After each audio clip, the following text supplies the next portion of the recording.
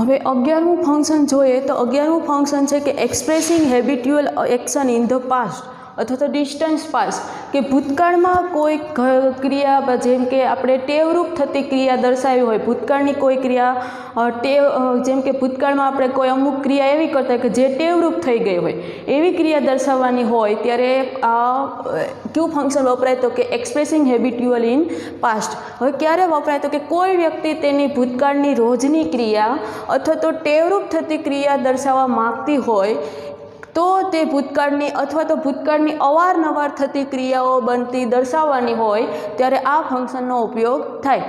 માની લો કે આઈ યુઝ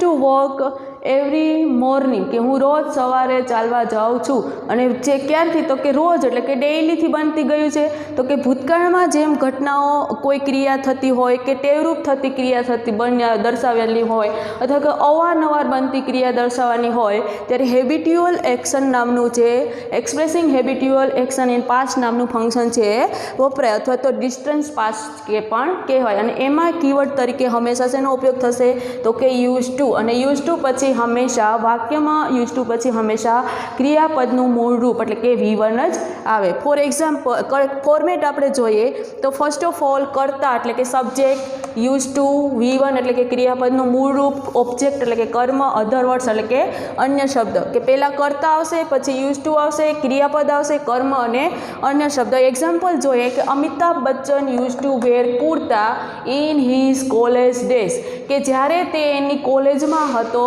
ત્યારથી તે કુર્તા જ પહેરે છે અને હજુ પણ પહેરે જ છે. એટલે કે એની ટેવ થઈ ને કે ક્યારની તો કે ભૂતકાળની થઈ કે જ્યારે એ કોલેજમાં હતા ત્યારથી કુર્તા પહેરે છે. એટલે કે આવ્યું કે ભૂતકાળમાં અથવા તો ભૂતકાળમાં બનેલી ક્રિયા હોય કે અવારનવાર બનતી ક્રિયા હોય કે ટેવરૂપ થતી ક્રિયા હોય ત્યારે આપણે આ હેબિટ્યુઅલ એક્શન ઇન ધ પાસ્ટ નામનું ફંક્શન છે એ વપરાય ને જેમાં કીવર્ડ તરીકે આવશે યુઝડ ટુ. હવે આવ્યું અમિતાભ છે, શું થયું કર્તા યુઝ ટુ પછી હંમેશા ક્રિયાપદનું મૂળ રૂપ એટલે વેર આવ્યું, વેર એટલે પહેરવું, અને ઓબ્જેક્ટ તરીકે આવ્યું કુર્તા અને અન્ય શબ્દ છે કે ઇન હિઝ કોલેજ ડેઝ. હવે એના પછીનું નેક્સ્ટ ફંક્શન છે કે શોઈંગ પર્પોઝ, કે કોઈ હેતુ દર્શાવવાનો હોય ત્યારે શોઈંગ પર્પોઝ નામનું ફંક્શન છે એ વપરાય. એમાં એને બીજા કયા નામથી પણ ઓળખી શકાય તો કે એડવર્બ ક્લોઝ ઓફ પર્પોઝના નામથી પણ ઓળખી શકાય. પર્પોઝ એટલે કે હેતુ. હવે આ ફંક્શનનો ઉપયોગ ક્યારે થાય તો કે સામાન્ય વાતચીતમાં વ્યક્તિ કોઈ કાર્ય કરવા માટે પોતાનો હેતુ કે ઈરાદો દર્શાવતો હોય, કે જ્યારે માની લો કે વ્યક્તિ કોઈ પોતાનું કાર્ય કરવા માટે એમનો કોઈને કોઈ હેતુ અથવા તો કોઈને કોઈ ઈરાદો દર્શાવતો હોય, રજૂ કરતો હોય ત્યારે શોઈંગ પર્પોઝ નામનું ફંક્શન વપરાય છે. એમાં કીવર્ડ તરીકે કોણ આવશે તો કે કીવર્ડ તરીકે આવશે to, so that, in order that, with a view to, in order to. બધાનો મિનિંગ શું થશે સેમ જ, ના હેતુથી.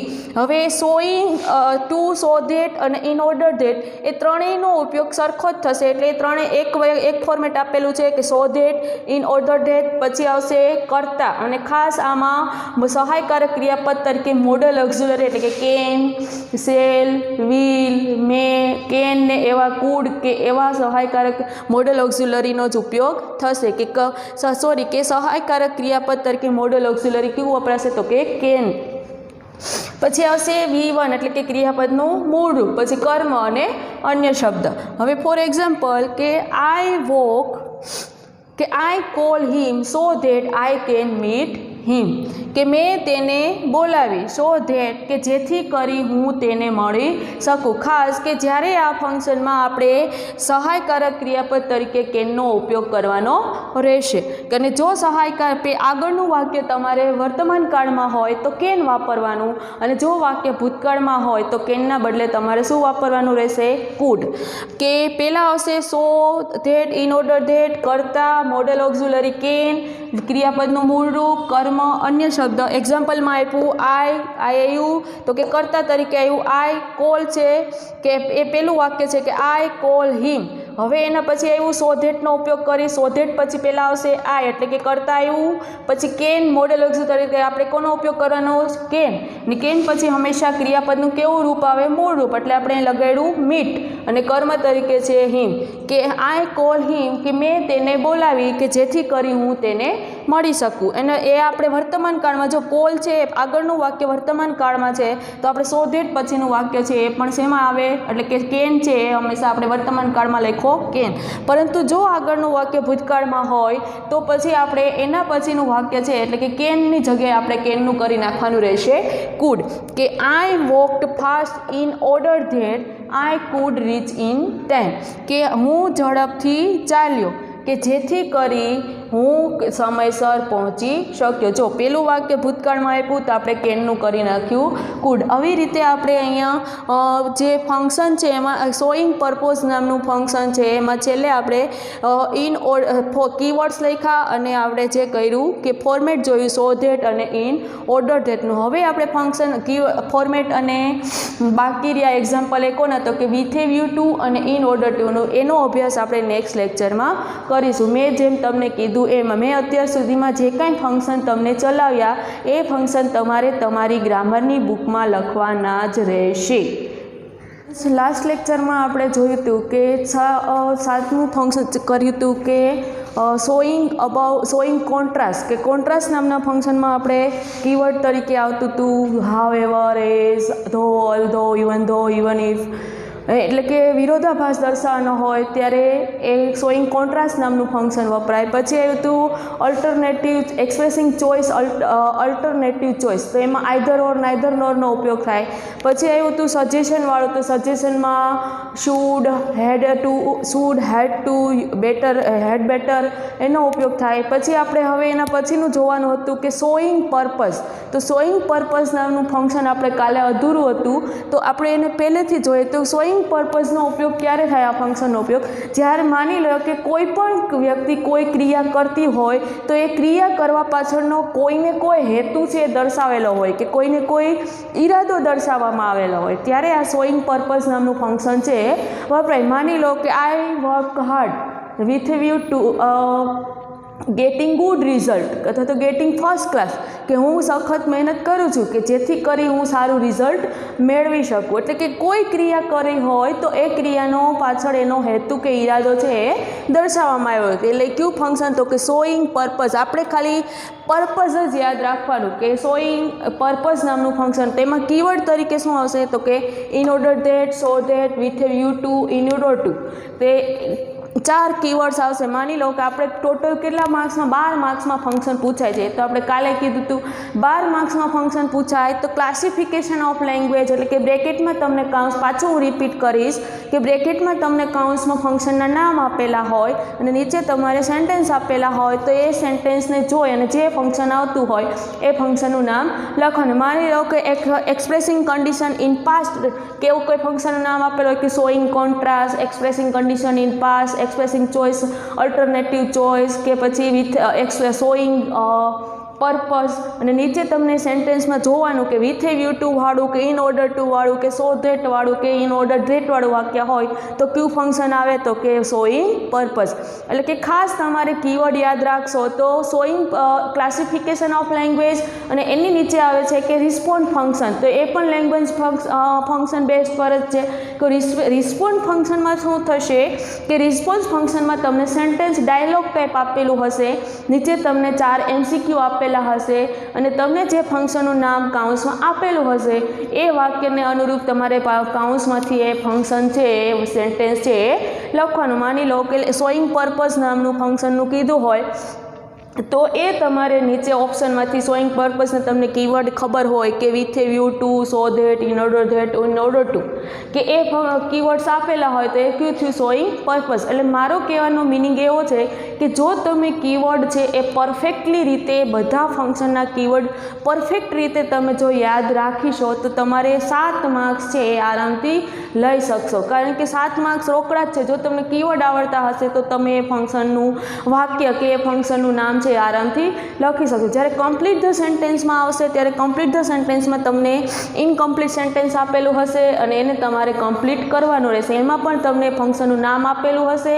અને સાથે સાથે એ ફંક્શનનો કીવર્ડ આપેલો હશે. તો એ કીવર્ડનો ઉપયોગ કરી અને તમારે સેન્ટેન્સ છે એ કમ્પ્લીટ કરવાનું રહેશે. એટલે કે એમાં ખાસ તમારે ફોર્મેટ છે અમુક ફોર્મેટ છે એ બધા તમારે યાદ રાખવાના. હવે આપણે અહીંયા ફંક્શન પર આવીએ તો ઇન ઓર્ડર ધેટ અને સો ધેટ એ બંનેનો મિનિંગ પણ શું થાય કે સેમ જ થાય કે આ ચારેનો મિનિંગ સેમ જ થાય કે ના હેતુથી.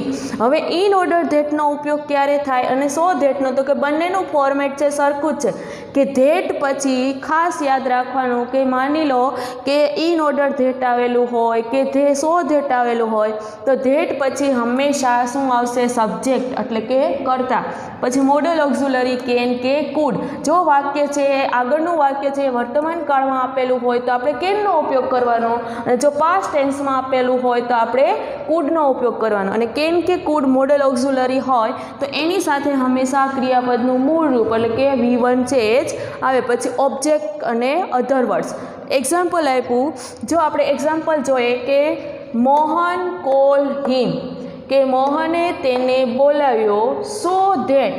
જો સો ધેટ પછી આવ્યું હી કેન મીટ હિમ કે જેથી કરી તે કે કેને મળવાના હેતુથી કે મોહન કોલ હિમ એ સો ધેટ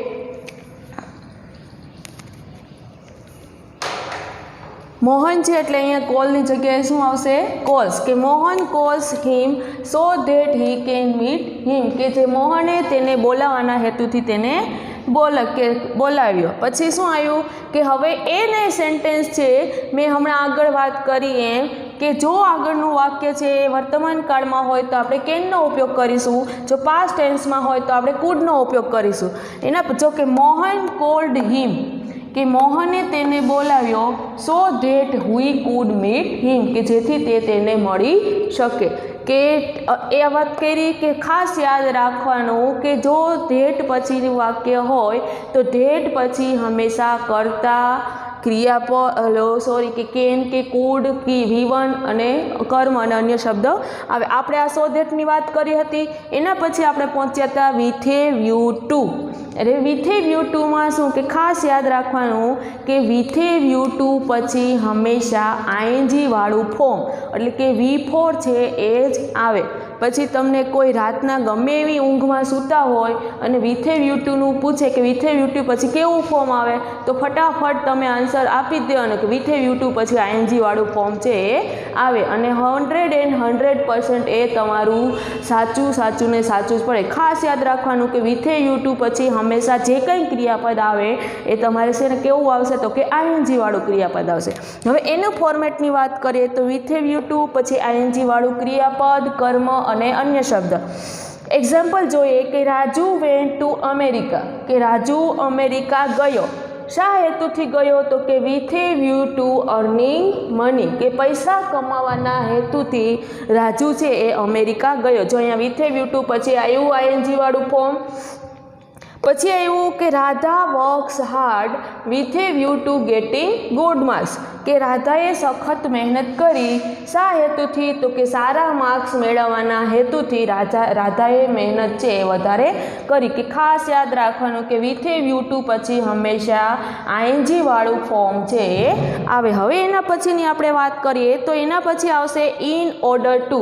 હવે વિથે વ્યૂ ટુમાં જેવી રીતે આઈએનજી વાળું ફોર્મ આવે એવી જ રીતે ઇન ઓર્ડર ટુમાં પછી હંમેશા ટુ વાળું ક્રિયાપદ એટલે કે ક્રિયાપદનું મૂળ રૂપ એટલે કે V1 છે તે આવે. એમાં પણ તમને ગમે ત્યારે કોઈ વ્યક્તિ પૂછે કે ઇન ઓર્ડર ટુ પછી કેવું ફોર્મ આવે તો શું જવાબ આવશે કે ઇન ઓર્ડર ટુ પછી V1 છે એ આવે. હવે એનું ફોર્મેટ આપણે જોઈએ તો in order to plus to વાળું ક્રિયાપદ એટલે કે V1 કર્મ અને અન્ય શબ્દ.